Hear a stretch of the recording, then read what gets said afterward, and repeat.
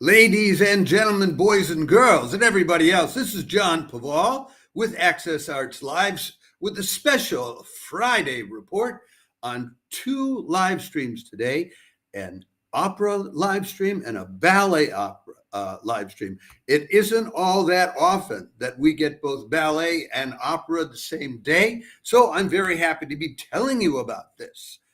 Before I go any further, let me remind you, if you're watching this on Facebook, please like the video. If you're watching on any of our other platforms, please do yourself a favor and follow and or subscribe to Access Arts Live on YouTube, X, TikTok, Instagram, Threads, and or LinkedIn, wherever you like to hang out, to make sure that you get more than 1,000 live links to live performances online this year.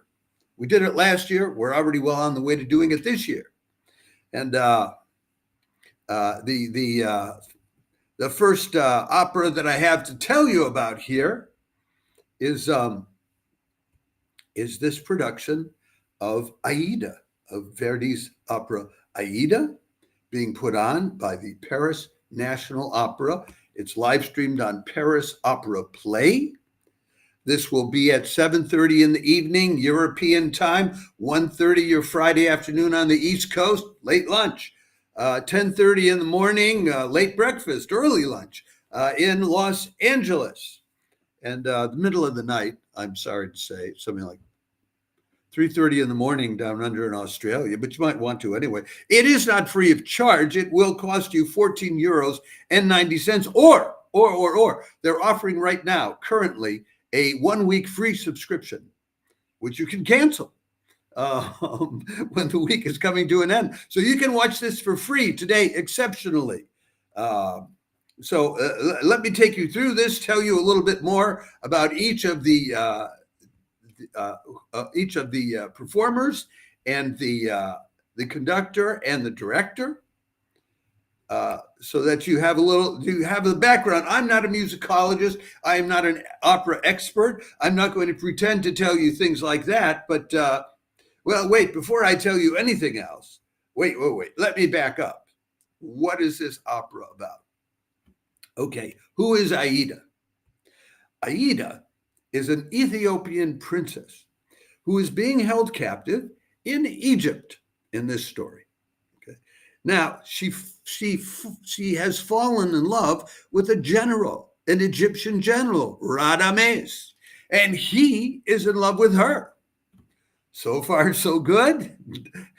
No, because then Egypt is going to war with Ethiopia, and the general Radames is chosen to lead that war, putting Aïda in a conflictual situation between her personal love for the general and her national love for her country.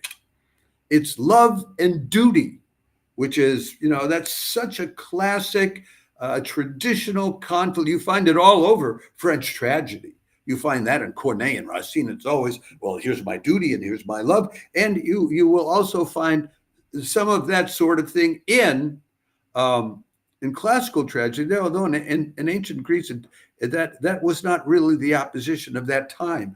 I think that's much more of our modern times, when opera was created with the idea of reviving the ancient Greek tragedy. But concerns were different. Anyway, so and now that I've mentioned you, and I'm not going to tell you more, because if you really know opera, you know the rest of the story. And if you don't really know opera, I don't want to ruin the rest of the story for you. Okay, so here is the conductor. The conductor is Michel Mariotti. He was for a decade the conductor and musical director in Bologna, in Italy, at the Teatro Comunale, which does a lot of opera. And I think they live stream some of their operas with that group of half a dozen Italian opera companies, which live stream on a regular basis. And they'll be doing so later this month of October. And we'll be telling you about them. And folks, if you love opera and you're not following Access Arts Live, you're making a mistake, because there's a fair amount of opera live online. Okay, the last 2 weeks we had the Vienna State Opera each Sunday, and that's top of the line. Anyway, he moved over to the Rome Opera in 2022, where he's the music director. He has directed at the Paris National Opera before, the Puritans in 2013, Traviata a couple of times, Les Huguenots, Don Pasquale. He conducted Aïda here about 4 years ago, La Bohème in 2023. This year, he's going to be conducting at the Rome Opera, Simone Boccanegra, Tosca, Sœur Angélique, and The Prisoner by Luigi Dalla Piccola. And then he'll be doing Norma at the Vienna States Opera House. He's a top of the line conductor. Now, no surprise there in bringing him in to conduct this, especially since he's conducted this before at the Paris Opera House. Here is your surprise, is your stage director, who is Iranian-born artist and filmmaker, a New Yorker now, into photography, video, film, and, by the way, opera.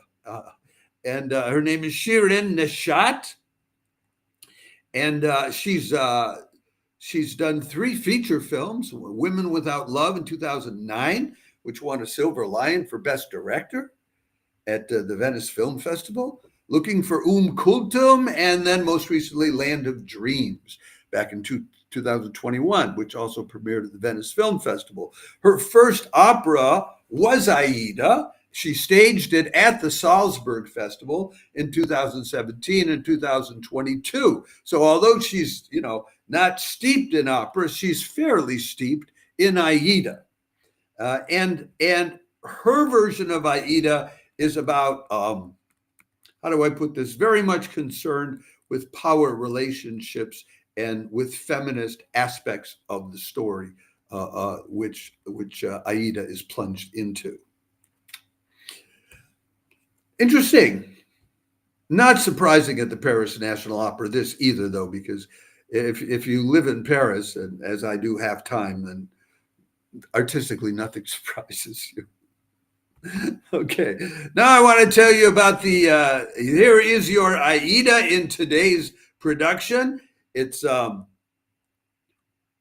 Saioa Hernandez. And about her, I wanted to, the Figaro has blessed this production, saying la voix homogène et cuivrée de soprano dramatique de Saioa Hernandez rend toute justice au rôle titre avec une belle discipline musicale. And translated, that can be translated as the pure and brassy voice of dramatic soprano Saioa Hernandez, although instead of brassy, I might say brilliant, does full justice to the title role with impressive musical discipline. She's a regular in places like La Scala, Vienna Opera House, the Paris Opera House, the Bavarian one, the Staatsoper zu den Linden in Berlin, Teatro Real in Madrid, et cetera, et cetera. The Spaniards gave her the Gold Medal of Fine Arts. They gave her, and she won the Lyric Oscar for Best Female Voice in 2016, Best Soprano of the Year 2021 by the Spanish Opera Association, etc. She's done a lot of recordings and live performances for television and cinema. And at the Paris National Opera, previously she sang the title role of Tosca. So I think you can count on her to do a fine job with this.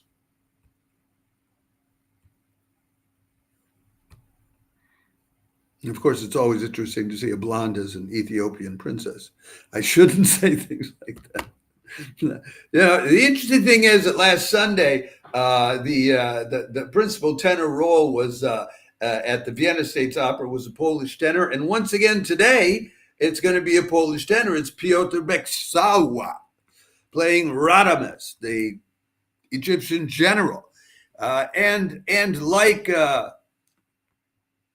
I'm sorry, I have a little bit of a throat thing. Like Saioa Hernandez, he's a regular too, top of the line at places like the New York Met, where he's He's played the Prince in Rusalka. He's played Edgardo in Lucien de la Marmule. He's played Rodolfo in La Bohème, Des Grieux in Manon, as well as the title roles in Romeo and Juliet and Faust for the New York Metropolitan Opera. Need I say more? I mean, I could tell you what he's done with other opera houses, but if that's not enough for you, then that's, it's never going to be enough for you. So what else can I tell you? He won Singer of the Year award from Echo Classics in 2014. 2019, they made him a Kammersänger at the Vienna State Opera, and Katowice Music Academy gave him an honorary PhD back in 2022. Here at the Paris National Opera, he's done Tamina and the Magic Flute. He's done Lenski and Eugene Onegin. He's done the title role in Werther and Faust and Lohengrin and Labo, etc. So top of the line, very experienced tenor in that key role of the general. So you've got a pair here. And when I first announced this, I highlighted those two because these are top people. I don't think you can go wrong with either of them in these key roles. Then in the role of Amneris, we have Eve Maud Hubeau, whose name is spelled two different ways. And the French way is Hubeaux, the way the word waters is spelled, but very often it gets spelled Hubot because it takes less room up on the printed page. She's from Geneva originally, got her training at the Rhine Opera in Strasbourg. Let's see what else. At the Paris National Opera, she's been in a slew of things. Rosenkavalier, Don Carlos, Wojciech, Madame Butterfly, Suzuki, Gertrude in Hamlet, the High Priestess in La Vestale last year. That was live streamed. Fricka in Das Rheingold. And so she's another, a real veteran of the Paris National Opera. Also does a fair amount of singing at the Théâtre des Champs-Élysées here in Paris. So a regular here on the French stages. And then finally in the fourth role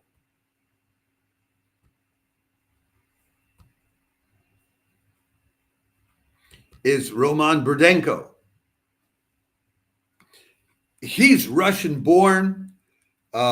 About a decade ago, started winning a lot of singing competitions in Monaco, in Moscow, in Paris, in Beijing, in Amsterdam. It's the kind of cursus you have to, if you don't know about opera, when opera singers are starting out, and musicians in general, you have to win competitions to get to sort of earn your spurs. This year, he'll be playing the title role in the Scottish, the opera based on the Scottish play. I'm an old actor. I never say the name of that play. It's bad luck. At the Zurich Opera House, he'll be playing Carlo Gerard in André Chénier at the Berlin Opera House. Count Tomsky and the Queen of Spades and Iago at the Royal Opera in Wallonie, which is part of Belgium. And Giorgio Germain at the Paris Opera.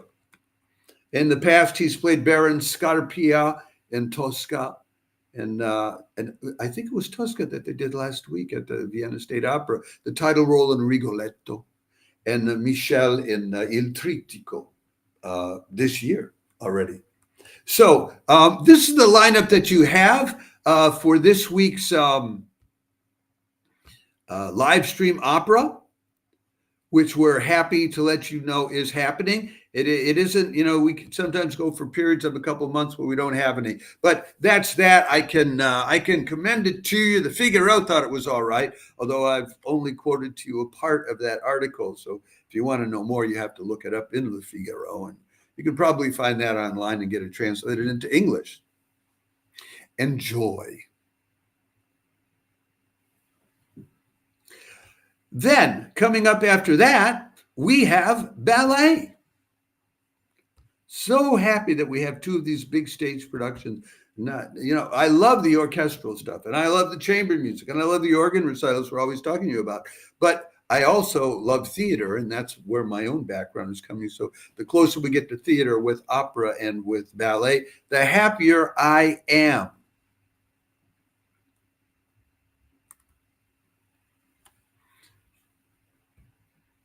So let me now move over to Osses.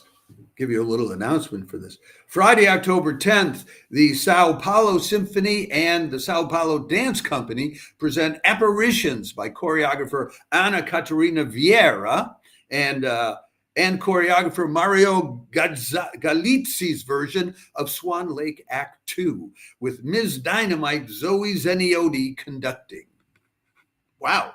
A great pairing of two choreographers and an operatic ballet conductor all together here, and all of them with the temperament of Brazilians and Argentines, and Zoe Zeniodi's Greek, so she's got the Mediterranean temperament. I want to tell you more about each of these players in this piece, one at a time, so you have more background on them. Again, I do not pretend to be an expert in all of these things that we talk to you about. What I'm able to do for you is to let you know what's coming up. And let me talk to you about this first piece, Apparitions. And this is here is the choreographer for it.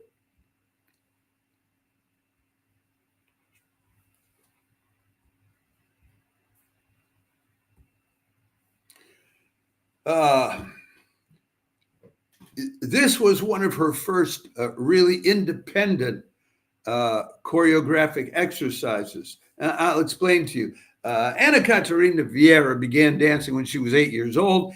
And when she finally became professional, which was about 25 years ago, around 1998, she was invited to be a part of a company in Brazil called the Companhia Cisne Negro. And she danced with them for about 5 years, performing as a soloist in your main Brazilian cities. And also they would do tours in places like Argentina, Germany, the US, Chile. But in the year 2000, she began working together with another choreographer dancer, Angelo Madureira, who specialized and her training is classical as a ballerina. And his interest was in Brazilian popular dances. And the two of them became a team, and they've worked together for the last 20 years or so and put together over 30 shows. And together, and they have a company that's named after them. And we will give you the link to get to that company. She also has an Instagram page, and that's where we got the link to the company. And they have won all the top cultural awards in Sao Paulo and in Brazil in general in those 25 years that they've been working together. But in 2020, she did her own choreography of Apparitions, and she did it not for that company that she's been in with Angelo Madureira. She did it for the Sao Paulo Dance Company. Now, but it will reflect this coming together of interest in Brazilian dance and classical dance. And I can tell that because of the composer. Now, I think I have a photo of the composer for you. Let me double check if I can find it. I would love it if I actually downloaded it, and it's possible that I didn't. And if I don't have his photo, then I'll just tell you about the man. And no, I don't have his photo. So Apparitions is based on the music of a Brazilian composer, Cesar Guerre Peixe. And it's his symphonic suite number 2 called Pernambucana, composed in 1955. And it's in 1, 2, 3, 4, 5 parts: maracatu, caboclino, it's dance, ponteado, aboiado, frevo. He was the son of Portuguese immigrants who also had some Romani, Romer origins. And he was lived through most of the 20th century and played in orchestras, composed and arranged for radio, films, documentaries.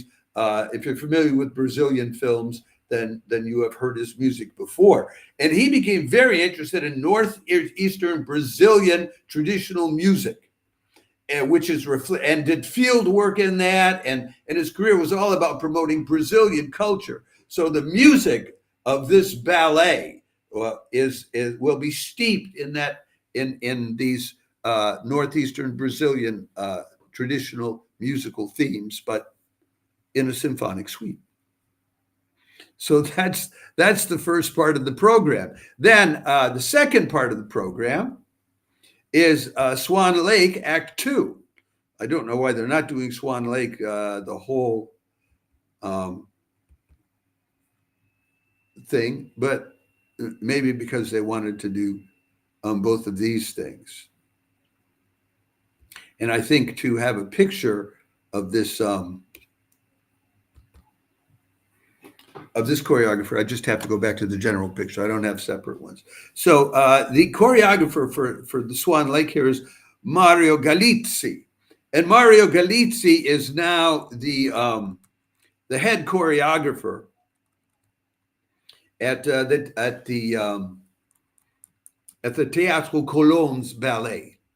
He was trained at the Teatro Colón when he was coming up.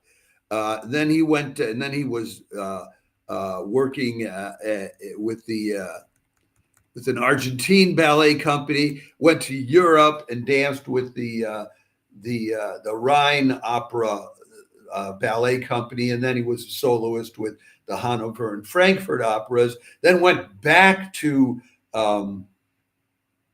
Teatro Colón as a dancer and a choreographer and things like that, and did a lot of touring around. And now he's going to be the head of the whole ballet deal. As he was just appointed in the past year. So and he has his own choreography of Swan Lake, and they will be doing half of that today. And then I want to tell you about the conductor, and I do have pictures of the conductor, separate pictures of the conductor, because she's terrific, and because we have had her in live streams before, which I have told you about, and it's Zoe Zeniodi, the Greek-born director who is referred to as Ms. Dynamite in the press. She's the music director and chief conductor at the Teatro Colón in Argentina. Although here she's directing Sao Paulo Orchestra, but there's an awful lot of up and back between Sao Paulo and Brazil, and specifically between OCESP, the Sao Paulo Orchestra, and the Teatro Colón in Argentina. She's also the artistic director of El Sistema in Greece. She was in a live stream that we told you about on May 3rd from Teatro Colón. And if you're a lover of ballet, if you're interested in this whole new wave of women conductors, including Zoe Zeniodi, including Tabita Berglund, the principal guest conductor at the Detroit Symphony Orchestra, including Gemma May, who's the chief conductor and artistic director at the New Zealand Symphony Orchestra, and several conductors in Germany. We have them all. We tell you about them all. If you're waiting for them to come to your hometown orchestra to see them in person, you're going to wait a long time. But if you're following us, then in the past year, you would have seen the conductors like this more than once. So if you really want to be with what's going on musically, I just have to toot our own horn. It's Access Arts Live. Zoe Zeniodi, and she, besides being a symphony conductor, she's very big on opera and ballet conducting. She's worked with the LA Opera, Opera Australia, what are the other ones? The Greek National Opera, the Bremen Opera. She just recently had a run of Figaro with the New Zealand Opera, and she's done productions at Carnegie Hall, at the list is so long, with all the top places around the world. So first rate, dynamite conductor, somebody who knows how to conduct for opera and ballet. When you put these three together, you've got three top choreographers from Brazil, from the music scene in Brazil and Argentina. I just don't think you can do any better than that. So this should be a great live stream to check out, and it's free of charge. Okay, I will sign off for now. I just want to remind you, if you don't like any of this kind of stuff, for those of you who are organ and chamber music lovers, there will be, we'll put out a separate video for each of these. Art Bene is live streaming from the Catholic Cathedral in Moscow, where